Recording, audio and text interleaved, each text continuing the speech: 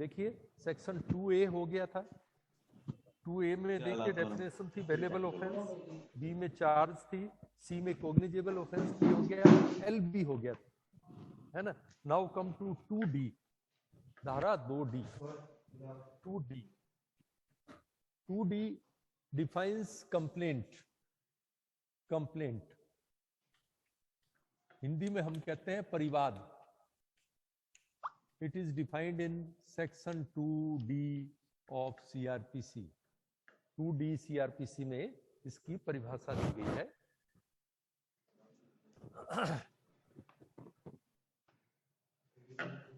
इसकी परिभाषा से इसकी निम्न विशेषताएं प्रकट होती हैं। देर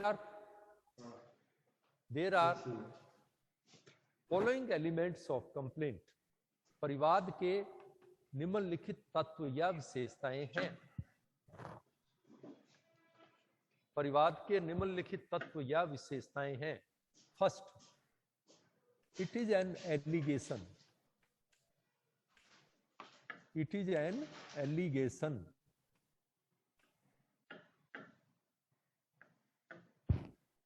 It is an allegation. ALLEGATION allegation। यह एक, आराम से लिखिए, यह एक अभिकथन है। It is an allegation। यह एक अभिकथन है। It is made orally or in writing, made orally or in writing, orally or in writing। ऐसा अभिकथन made orally or in writing, ऐसा अभिकथन मौखिक या लिखित हो सकता है।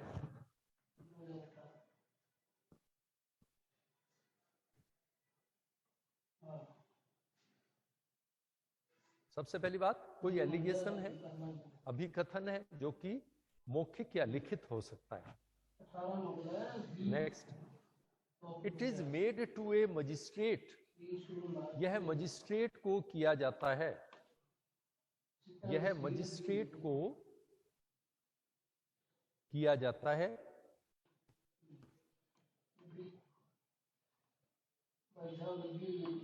इट इज मेड, लिख दूंगा, it is made to a magistrate, आराम से लिखो।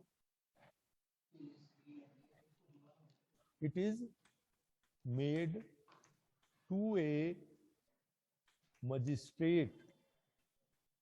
यह सदैव मजिस्ट्रेट को किया जाता है।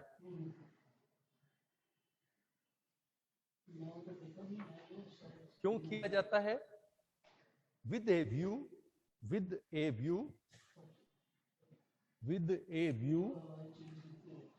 to taking action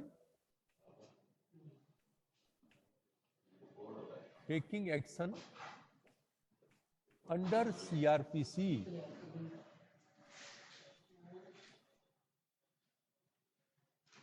with a view to taking action under CRPC। Hindi में लिखो, इस दृष्टि से किया जाता है, इस दृष्टि से किया जाता है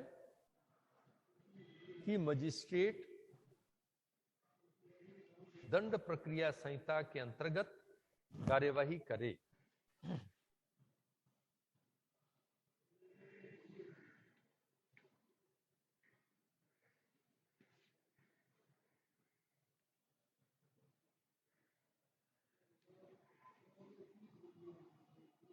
ठीक है ना, कि कोई एलिगेशन है। अब देखो ये एलिगेशन, इधर देखो, एलिगेशन किस बारे में है?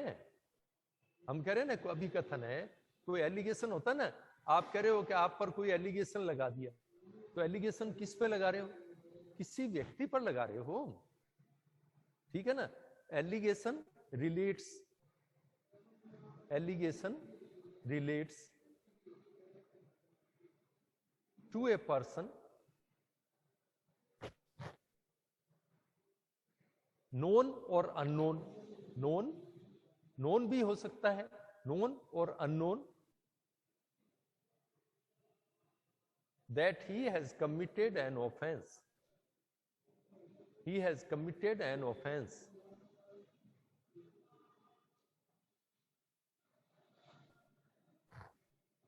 यह कि ऐसा अभिकथन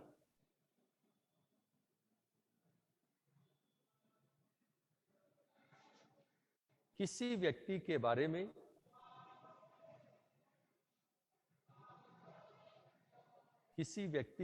में चाहे वह ज्ञात हो या अज्ञात,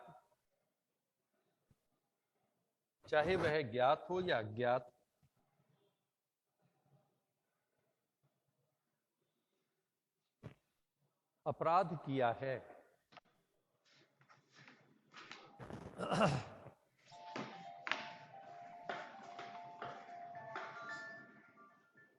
है ना, allegation relates that some offence has been committed by a person may be known और अननोन।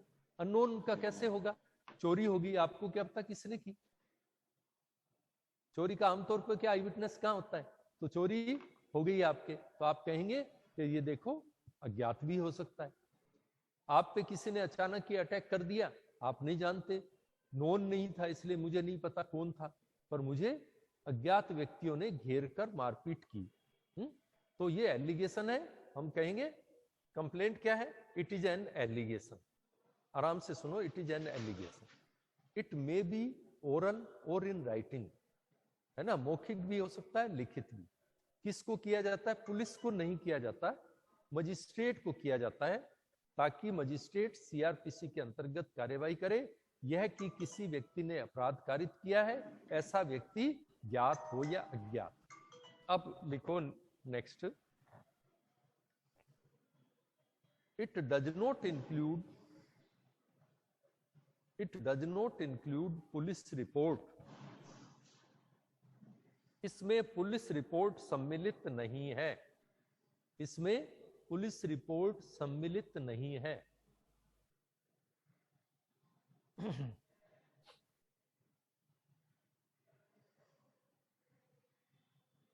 कंप्लेंट में पुलिस रिपोर्ट शामिल नहीं मानी जाती, ठीक है। परंतु देखिए, एक्सप्लेनेशन, स्पष्टीकरण दे दिया इसके नीचे, एक्सप्लेनेशन या स्पष्टीकरण।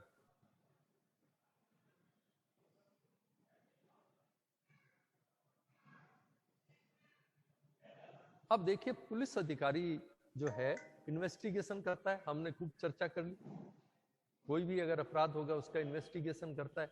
इन्वेस्टिगेशन करने के बाद में अगर असंज्ञेय अपराध कारित किया जाना पाया जाए तो पुलिस की रिपोर्ट को हम कंप्लेंट मानेंगे और पुलिस ऑफिसर को परिवादी माना जाएगा। यदि अन्वेषण करने के उपरांत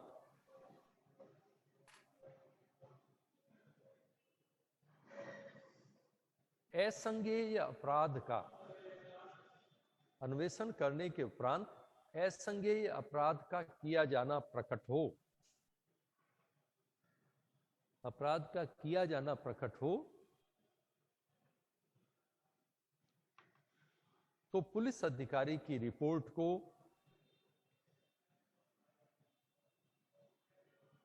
परिवाद माना जाएगा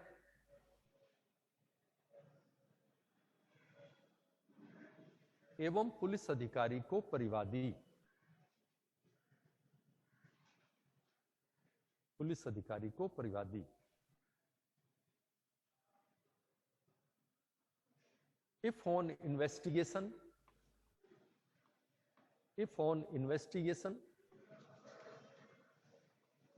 it is disclosed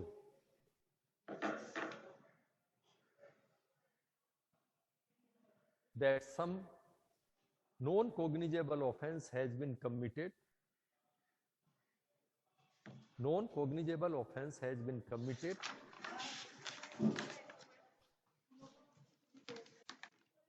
then the report made by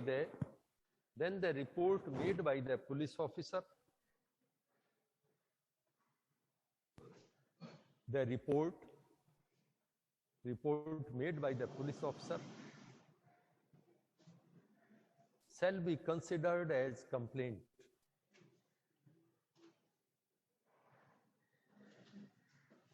and the shall be considered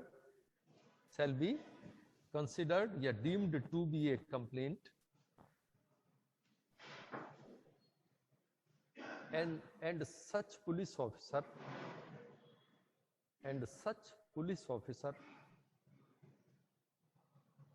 shall be deemed to be a complainant,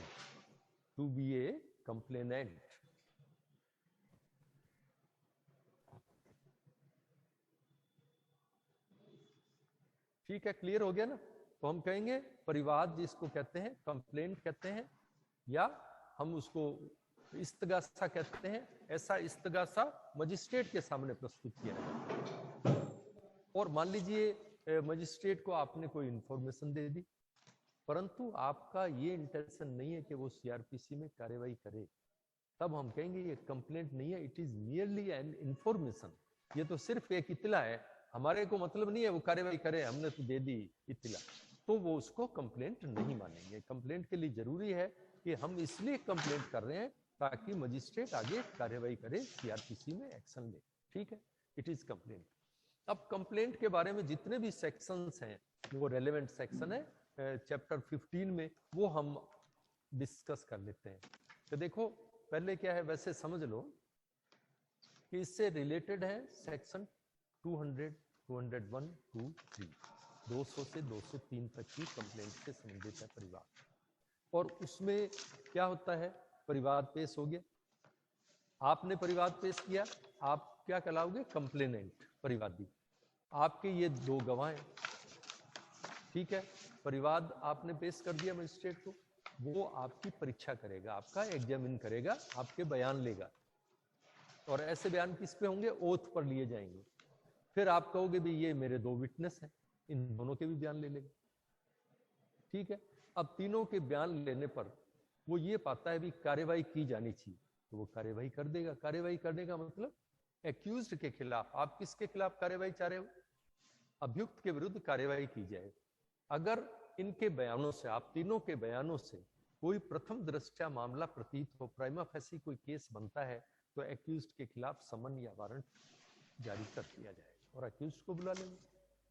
और मान लीजिए कोई मामला नहीं बनता है, तो मजिस्ट्रेट जो है रीजंस रिकॉर्ड करते हुए आपकी कंप्लेंट को खारिज कर देगा। या क्या कर सकता है मजिस्ट्रेट, कि भाई ये भी कर सकता है कि आपकी जो कंप्लेंट है वो पेश होने के बाद में उस पर कोई जांच करवा ले, वो जांच किसी अन्य मजिस्ट्रेट से करवा सकता है, या उसका इन्वेस्टिगेशन के लिए पुलिस को भेज दे, उसको इन्वेस्टिगेशन के लिए पुलिस को भेज सकता है, या अन्य किसी अधिकारी को भी भेज सकता है। पुलिस के अलावा भी अन्य किसी व्यक्ति को इन्वेस्टिगेशन के लिए आदेश दे सकता है। और जब अन्य किसी व्यक्ति को इन्वेस्टिगेशन के लिए आदेश देगा, तो जिसको ऐसा आदेश दिया जाएगा उसको पुलिस थाने के भार साधक अधिकारी की समस्त शक्तियां प्राप्त होंगी, सिवाय कि वह वारंट के बिना किसी व्यक्ति को गिरफ्तार नहीं कर सके। ये सार है इसका कंप्लेंट का। तो कंप्लेंट में देखो सबसे पहली विशेषता क्या है, कंप्लेनेंट और उसके विटनेसेस के बयान लिए जाएंगे, एक बात याद रखें। दूसरी बात, ऐसे बयान शपथ पर होंगे। क्यों, it is a judicial proceeding, it is a proceeding before the court, ये न्यायालय के समक्ष कार्यवाही है, तो आपके कथन ओथ पर या शपथ पर रिकॉर्ड किए जाएंगे।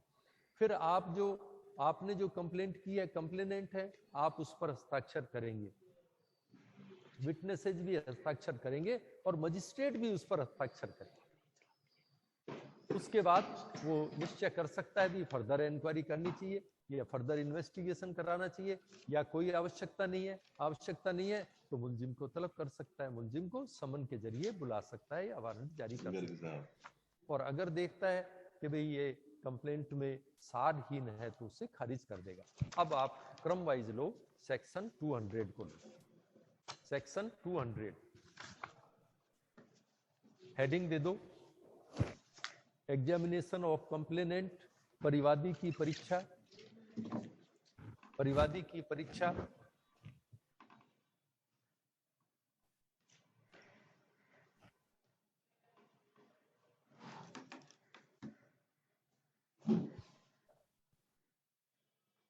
अब इसको डिटेल पूरा लिख देते हैं 200 का। संज्ञान लेने वाला मजिस्ट्रेट, हेलो सर। संज्ञान लेने वाला मजिस्ट्रेट, एग्जामिनेशन ऑफ कंप्लेनेंट लिखा है मैंने, आप हेडिंग दे दो examination of complainant. Magistrate taking cognizance, संज्ञान लेने वाला मजिस्ट्रेट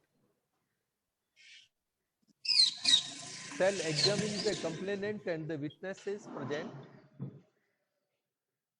परिवादी व उसके गवाहों, परिवादी व उसके साक्षियों के कथनों को, परिवादी व उसके साक्षियों की परीक्षा करेगा। ये है ना, shall examine upon oath the complainant and the witnesses present।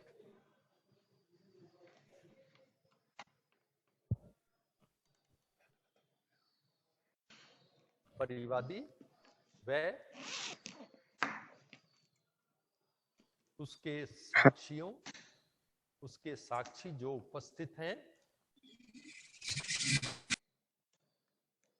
उनकी शपथ पर परीक्षा करेगा। एक बात,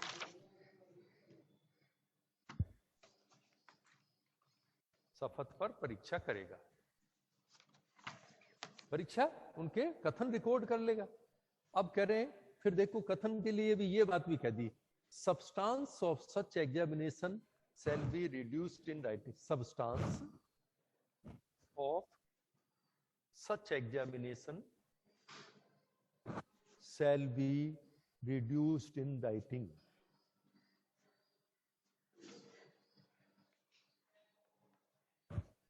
ऐसी परीक्षा के हेलो सर। को, सर मेरा एक क्वेश्चन है, वो बाद में हेलो। पूछना, अभी ठीक नहीं, है, पहले बाद में पूछना। ठीक है। ऐसी परीक्षा के सार को लेखबद्ध कर लेगा।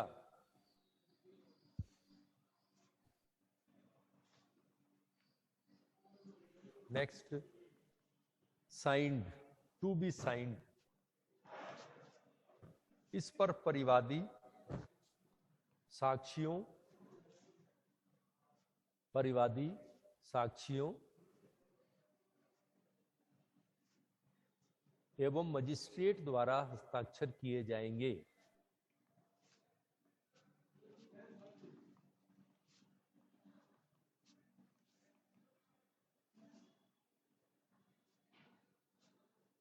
टू बी साइंड, कंप्लेनेंट अपने कथन पे साइन करेगा, विटनेसेस अपने कथन पे करेंगे, मजिस्ट्रेट सभी पे हस्ताक्षर करेगा। नेक्स्ट, अब एक हेडिंग इस तरह से दो, कब परिवादी, हेडिंग लगा दो, कब परिवादी व साक्षियों की परीक्षा करना आवश्यक नहीं है।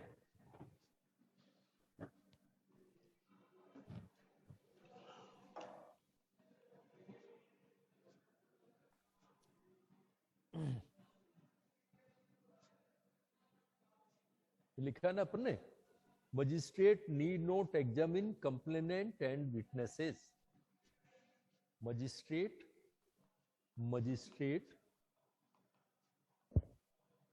need not examine complainant and the witnesses।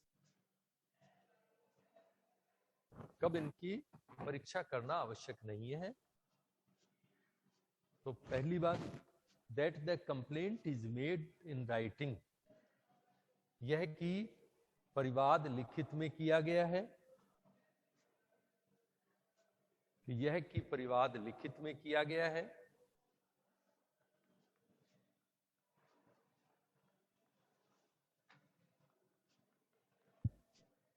तथा ऐसा परिवाद, फर्स्ट स्थिति ले वो, ये लिख लो भले आपकी सुविधा के लिए, ऐसा परिवाद किसी लोक सेवक द्वारा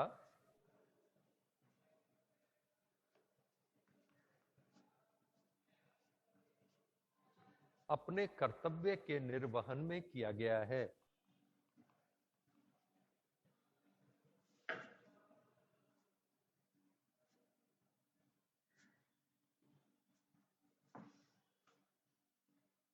that the complaint is in writing and it is made by a public servant. It is made by a public servant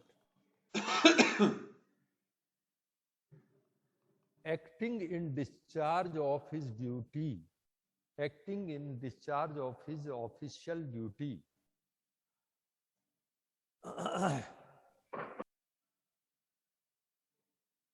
तब जो है वो कंप्लेनेंट और विटनेसेस को एग्जामिन करना जरूरी नहीं है। एक और स्थिति है जब भी इसको ऐसा करना जरूरी नहीं है। सेकंड लिखो, if the magistrate makes over the case, if the magistrate makes over the case for enquiry or trial to another magistrate under section 192,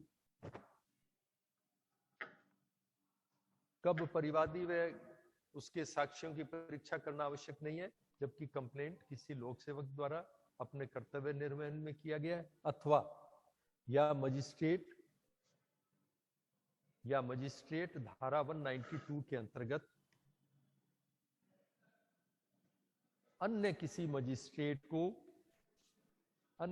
magistrate को मामले को जांच या विचारण के लिए भेज देता है। सेकंड पॉइंट वापस सुन लो। या मजिस्ट्रेट मामले को जांच या विचारण के लिए धारा 192 के अंतर्गत अन्य मजिस्ट्रेट को हैंड ओवर करता है ना, makes over the case for inquiry और trial to another magistrate under section 192।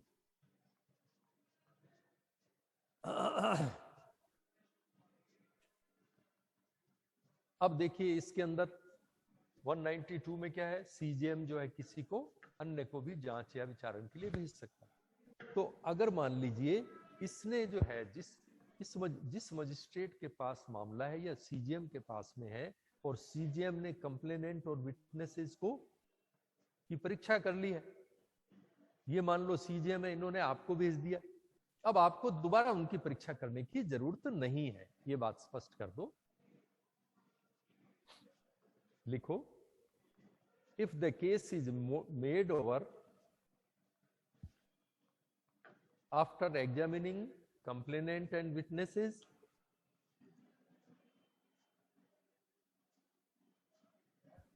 later magistrate need not to examine the complainant and witnesses.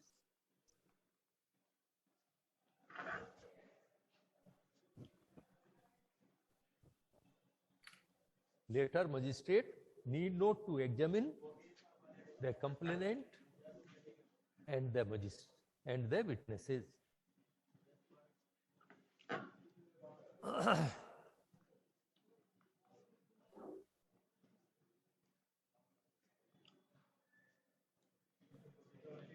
देखो दो परिस्थितियां बता रहे हैं हम। एक तो लोक सेवक के द्वारा अपने कर्तव्य पालन में कोई कार्य के अंतर्गत ऐसा कंप्लेंट किया गया है तो उसको कंप्लेनेंट विटनेसेस को एग्जामिन करना जरूरी नहीं। दूसरा, यदि मामला मजिस्ट्रेट जो है अन्य किसी मजिस्ट्रेट को 192 में भेजा जाता है तभी भी जरूरी नहीं है। फिर हम ये कह रहे हैं कि जब मामला 192 के अंदर अन्य मजिस्ट्रेट को भेजा जाता है, नेक्स्ट आप लिख लो, आपने नहीं लिखा है तो,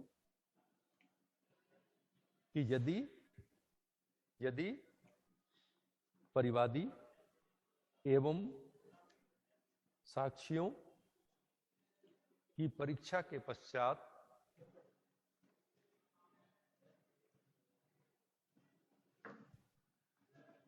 मामला अन्य मजिस्ट्रेट को भेजा जाता है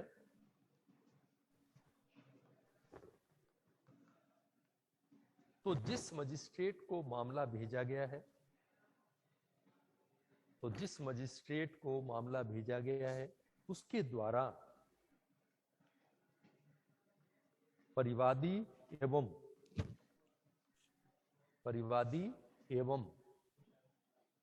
साक्ष्यों कि दोबारा परीक्षा करना आवश्यक नहीं होगा।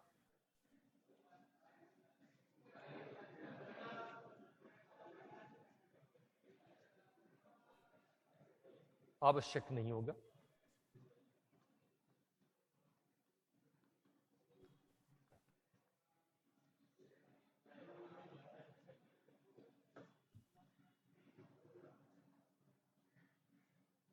ठीक है, तो अब देखो इसका सार ये हो गया ना 200 का।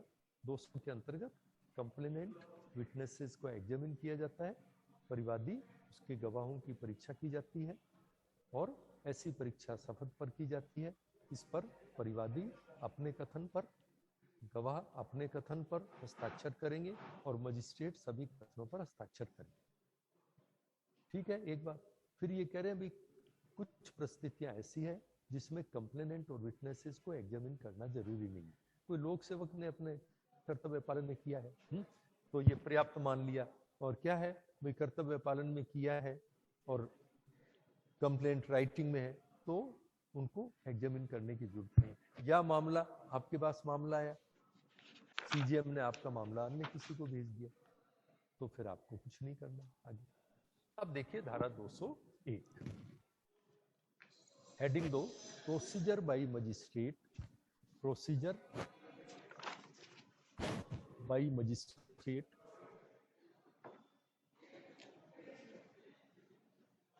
not competent to take cognizance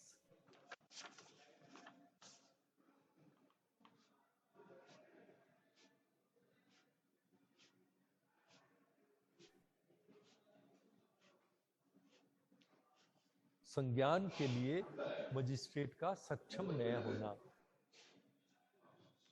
संज्ञान के लिए मजिस्ट्रेट सक्षम नहीं है।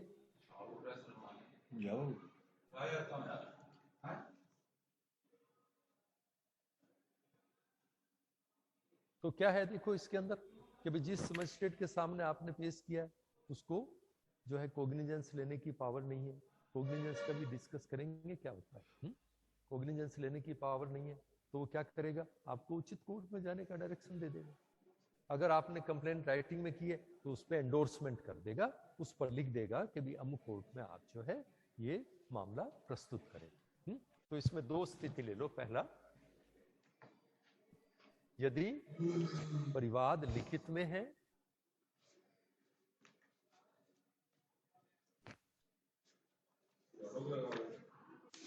तो उस पर इस भाव का पृष्ठांकन कर, इस भाव का पृष्ठांकन कर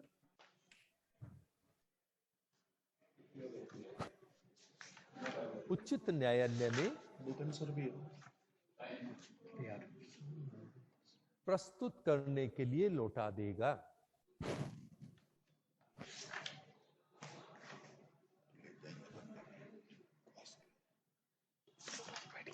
If the complaint is in writing, return it for presentation to a proper court with an endorsement to that effect. उसमें ऐसा लिखते हुए उसको लौटा देगा कि भाई आप उचित न्यायालय में पेश करें।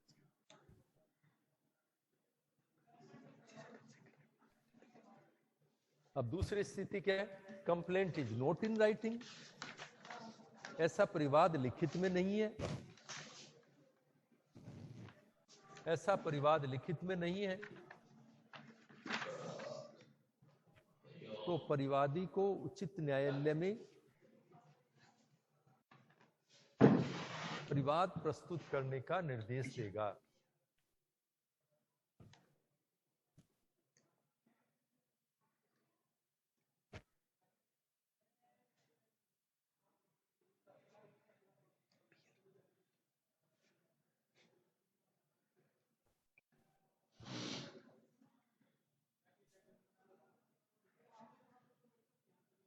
यदि मीटिंग खत्म भी हो जाए तो भी हम कंटिन्यू करेंगे ताकि हम सेक्शन 202 और 3 को भी पूरा कर दें। ओके, देन कम टू 202 201 का क्लियर हो गया ना कि भाई ऐसे मजिस्ट्रेट के सामने कंप्लेंट पेश कर दी है जिसको कार्यवाही करने के लिए सशक्त नहीं है, तो वो क्या कहेगा, कंप्लेनेंट को भी आप उचित न्यायालय में जाए।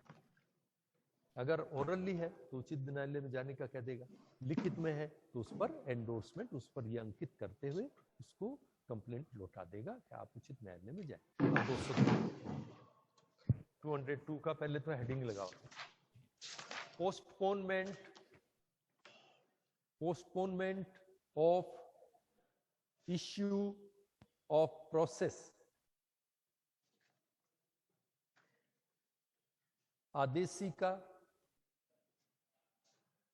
आदेशिका का जारी किया जाना, मुलतवी करना, स्थगित करना।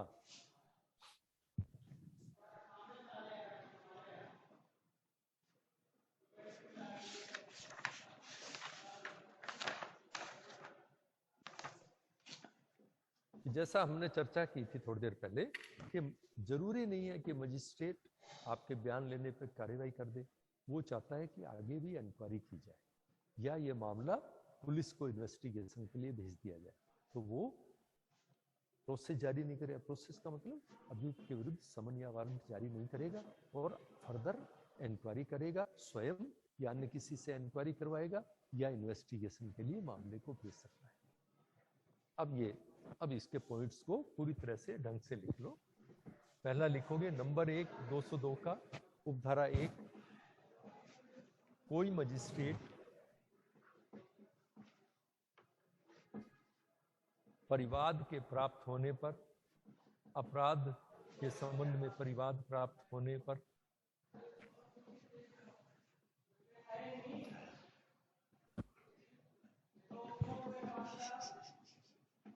यदि वह संज्ञान लेने के लिए अधिकृत है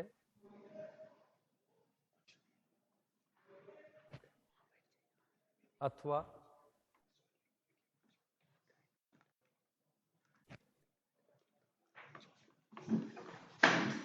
कोई से धारा 192 परिवाद 192 के अंतर्गत भेजा गया है,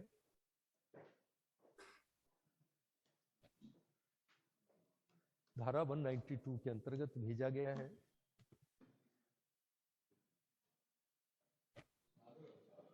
यदि उचित समझे तो आदेशिका का जारी किया जाना shall when the accused resides at a place beyond the area of his jurisdiction, यदि अभियुक्त उसकी अधिकारिता के बाहर निवास करता है तब वह ऐसी आदेशिका का जारी किया जाना स्थगित करेगा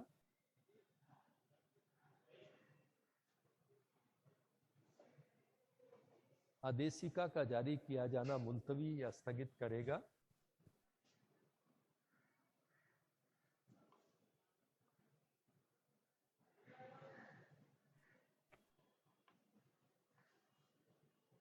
देखो क्यों ऐसा स्थगित कर रहा है, ताकि आगे जांच करे या इन्वेस्टिगेशन के लिए भेजे, तब वह, अब देखो मैंने दो स्थितियां बता दी, तब वह या तो स्वयं मामले की जांच करेगा, either inquire into the case himself,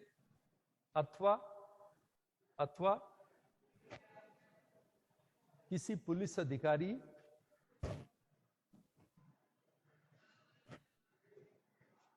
या अन्य किसी व्यक्ति को अन्वेषण के लिए निर्देश देगा।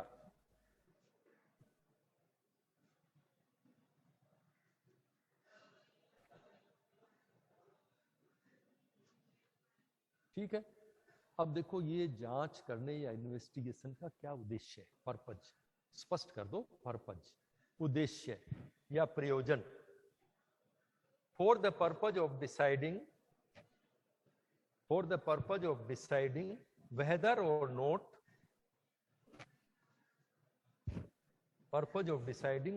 not there is ground for proceeding there is ground for proceeding, क्या कार्यवाही किए जाने के लिए, चाबी दो, अच्छा फिर चाय वाय लेने जाएंगे, यह विनिश्चित करने के लिए कि क्या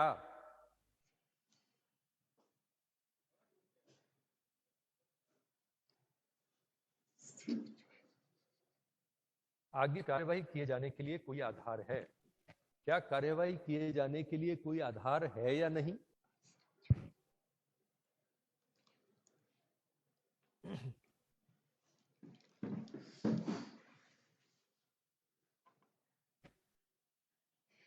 ठीक है यहां तक। अब देखो एक परंतुक, प्रोविजो, प्रोविजो या एक परंतुक है कि हमने देखो अभी क्या कहा, या तो स्वयं जांच कर सकता है या पुलिस को इन्वेस्टिगेशन का आदेश दे सकता है, परंतु आगे लिख दिया परंतुक में, परंतु ऐसा इन्वेस्टिगेशन का आदेश कब नहीं दिया जाएगा। इन्वेस्टिगेशन का आदेश तब नहीं दिया जाएगा जबकि मामला अनन्य रूप से सेशन न्यायालय द्वारा विचारणीय है।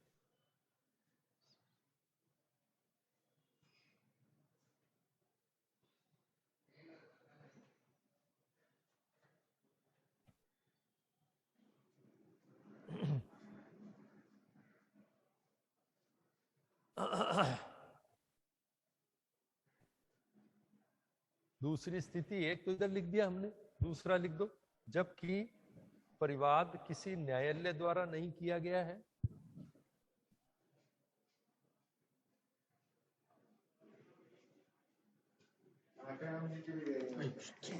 और परिवादी एवं साक्ष्यों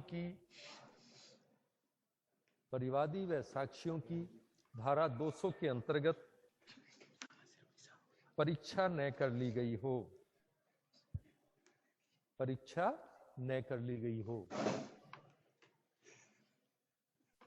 परिवादी एवं उसके साक्ष्यों की शपथ पर परीक्षा न कर ली गई हो।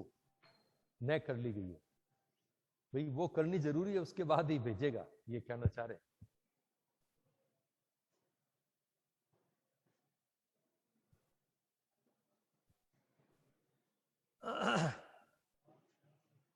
फिर दूसरी बात, हम कह रहे हैं ना भी जांच कर सकता है या इन्वेस्टिगेशन के लिए, तो नंबर 2 202 का खंड 2 या क्लोज 2 उपधारा 2, जांच में क्या है, जांच के लिए लिखो जांच के दौरान मजिस्ट्रेट साक्ष्यों की परीक्षा शपथ पर करेगा,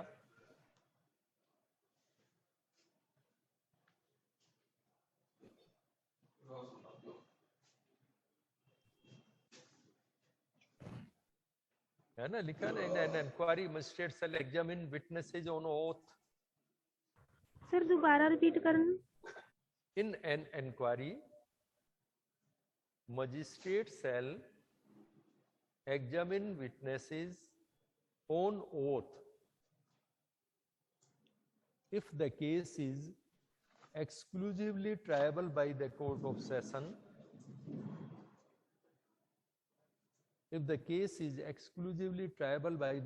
session, यदि मामला अनन्य रूप से सेशन न्यायालय द्वारा विचारणीय है, तब वह परिवादी को अपने सभी साक्ष्यों को प्रस्तुत करने का निर्देश देगा। Shall direct complainant to produce all witnesses, परिवादी को अपने समस्त साक्ष्यों को प्रस्तुत करने के लिए निर्देश देगा।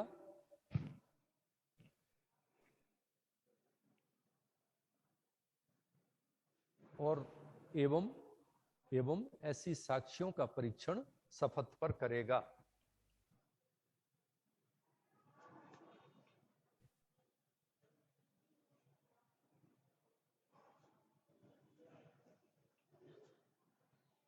ठीक है, अब देखिए हमने यहाँ पे एक बात कही, इन्वेस्टिगेशन किसके द्वारा? पुलिस अधिकारी के द्वारा, या अन्य व्यक्ति को भी कह सकता है करो, तो अन्य व्यक्ति के बारे में लिख दो नंबर 3, उपधारा 3 क्लोज 3, हेडिंग लगा दो powers of an officer in charge, powers of an officer in charge of a police station.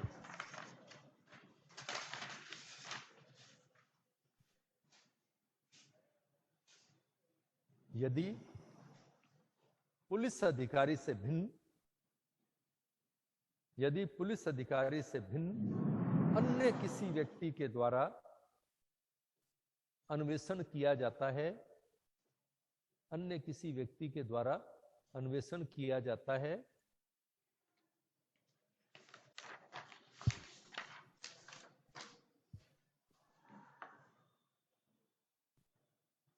तो उसे पुलिस थाने के भार साधक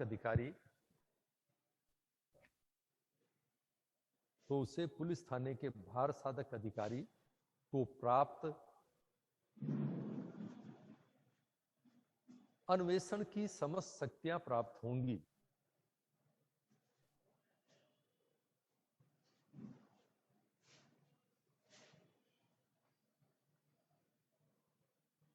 सिवाय इसके कि वह बिना वारंट के गिरफ्तार नहीं कर सकेगा, बिना वारंट के गिरफ्तार नहीं कर सकेगा।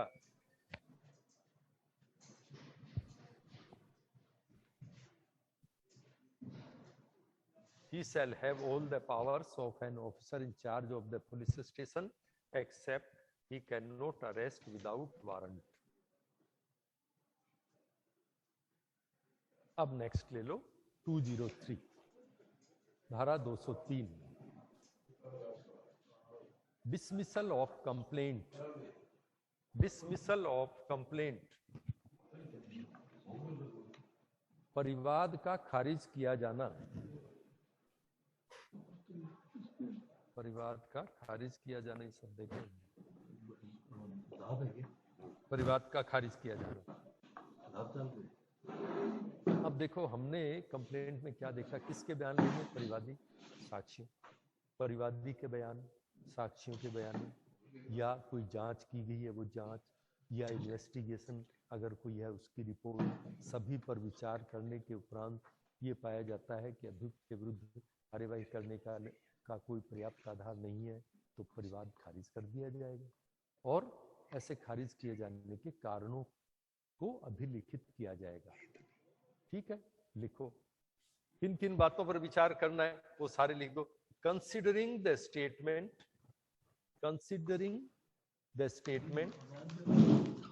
Of complainant, witnesses,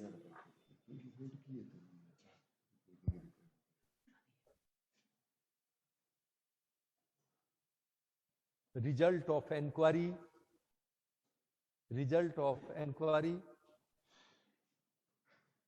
or investigation,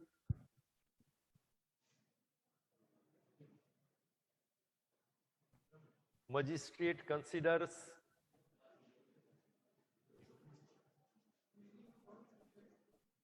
no ground, magistrate considers no ground to proceed against the accused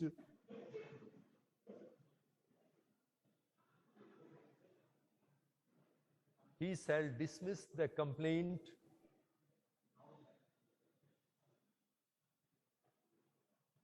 and record reasons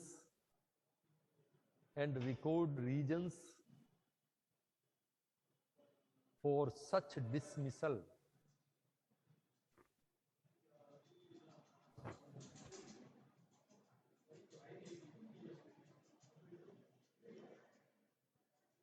यदि परिवादी एवं साक्ष्यों के कथनों, परिवादी व साक्ष्यों के कथनों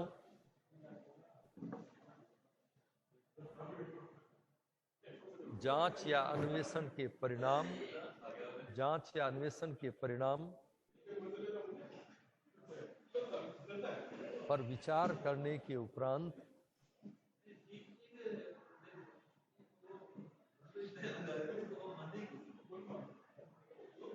मजिस्ट्रेट को प्रतीत हो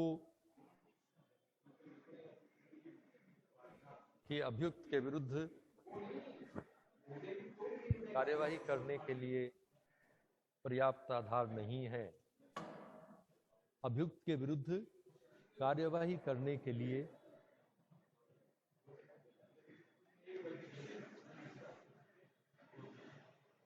पर्याप्त आधार नहीं है, तो वह परिवाद को खारिज कर देगा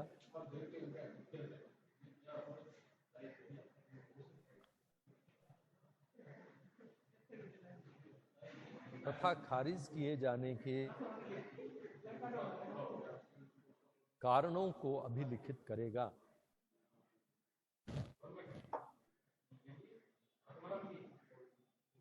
कारणों को अभिलिखित करेगा। This is all about the complaint. हमने परिवाद देख लिया, परिवाद के बारे में रेलेवेंट सेक्शंस भी देख लिए। हाँ, you are asking a question, आप कोई क्वेश्चन पूछ रहे थे, पूछिए। Someone was asking. हेलो, हाँ हाँ बोलो, हाँ हाँ बोलो, हाँ हाँ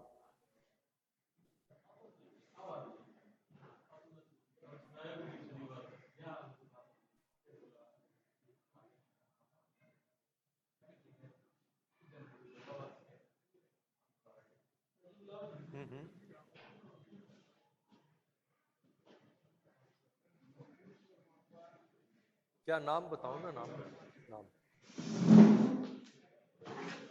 निष्ठा आहूजा, मैं अभी चेक कर लूंगा, ठीक है।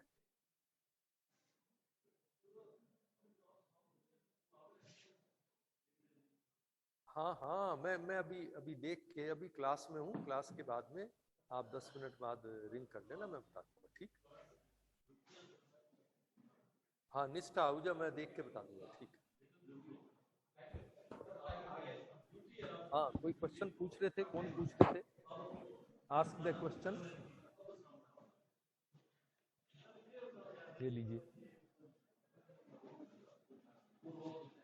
क्वेश्चन पूछिए, कोई पूछना है तो। आपको कंप्लेंट क्लियर हो गया ना? तो कंप्लेंट क्या है? कंप्लेंट देखिए, हमने पूरा कर लिया कि परिवाद क्या है, परिवाद में कार्यवाही किस प्रकार से की जाती है। हेलो। हाँ हेलो, हाँ बोलिए। हेलो सर, मेरा एक हम कंप्लेंट को एफआईआर को कंप्लेंट कहते हैं, या इनमें डिफरेंस है? वो डिफरेंस बताऊंगा, यू डोंट वरी, वो मुझे ध्यान है कि आपको बताना है, ठीक है ना। देर नहीं, मेरे को समझ नहीं है। अभी कंप्लेंट होती है वो क्या, कि कुछ समझ नहीं आया क्यों हम कंप्लेंट कहते हैं, उसे एफआईआर नहीं कहते? आप नोट करो। हाँ जी, हाँ जी। एक तरफ लिखो कंप्लेंट, एक तरफ लिखो एफआईआर। हाँ जी, हाँ जी। A difference between complaint and FIR. Heading लगाओ, एक तरफ परिवाद, एक तरफ आप लिखो। अब मैं आपको म्यूट कर रहा हूं भाई। हाँ जी। एक तरफ लिखो परिवाद, एक तरफ एफआईआर। प्रथम सूचना लिखो। परिवाद और एफआईआर में क्या डिफरेंस है? हाँ कोमल, आप बताओ, कोई भी जो आपके मन में।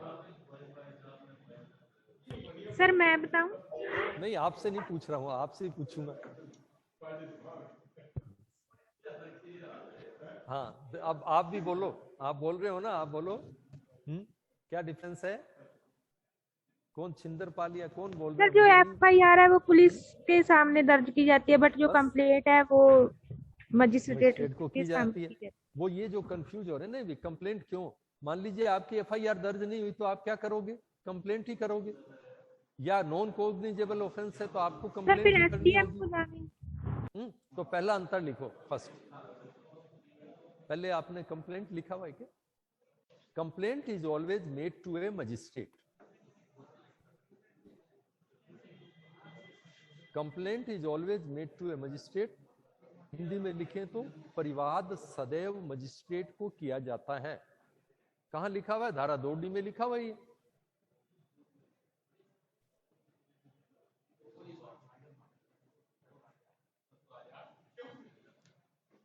प्रथम सूचना रिपोर्ट या FIR is lodged by a police officer. धारा हमने देखा है 154.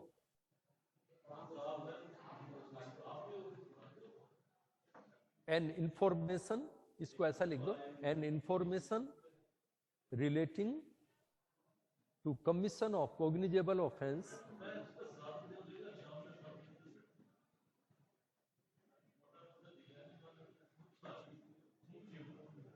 made to an officer in charge of a police station. संज्ञेय अपराध के कारित किए जाने के संबंध में कोई इत्तला पुलिस थाने के भार साधक अधिकारी को की जाती है. वो अपन ने डिटेल में देखा है, मौखिक दी जाती है या लिखित में दी जाती है. हमने डिटेल में ब्रैकेट में लिख दो सेक्शन 154.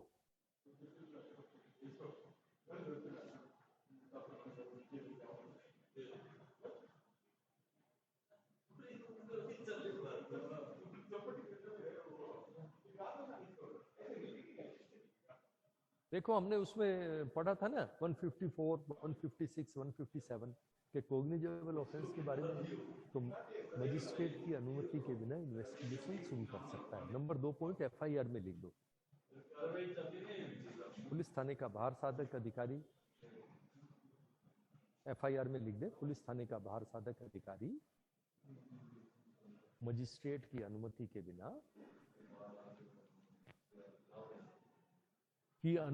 बिना अन्वेषण आरंभ कर सकता है.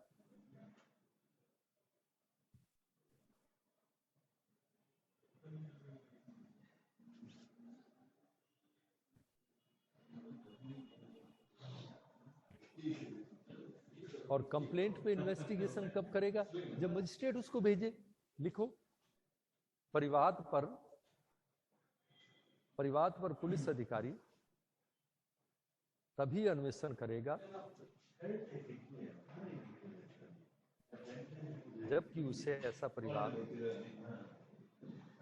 अन्वेषण हेतु मजिस्ट्रेट द्वारा प्रेषित किया जाए. A police officer shall not investigate on a complaint unless the magistrate directs to do so. Unless the magistrate directs to do so.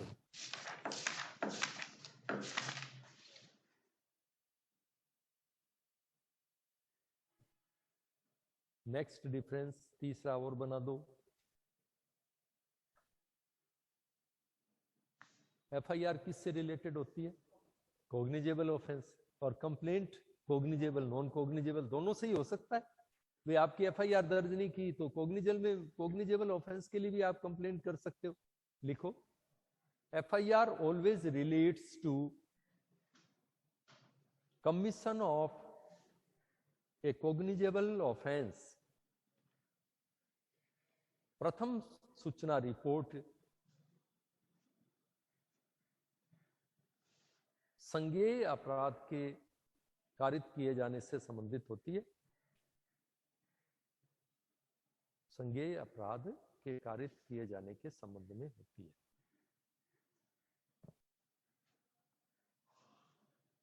परिवाद में लिख दे.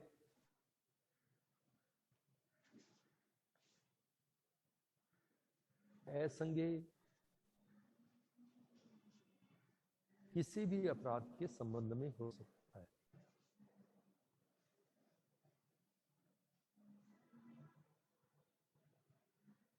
इट में रिलेट टू कॉग्निजेबल और नॉन कॉग्निजेबल ऑफेंस.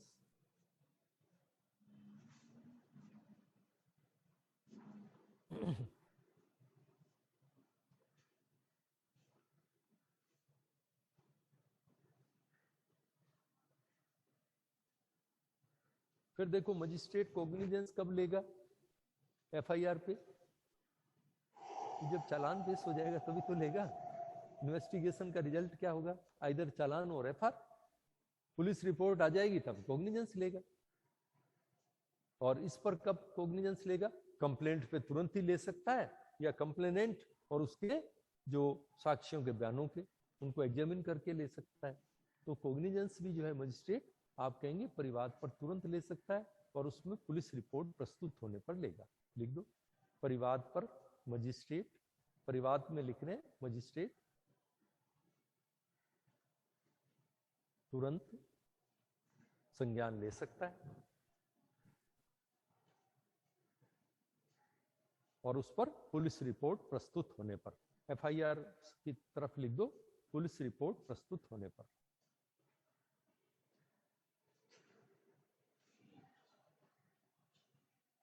और वो अपन ने डिटेल में पढ़ लिया, उसको देखो, इधर देखो, कंप्लेंट में अपन ये भी लिख सकते हैं तुरंत ले सकता है, या कंप्लेनेंट उसके साक्ष्यों के बयानों को अभिकथन करने के बाद ले सकता है। On complaint, a magistrate may take cognizance immediately,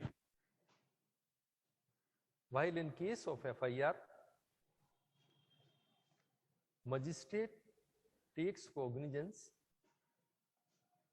after presenting the police report under section 173.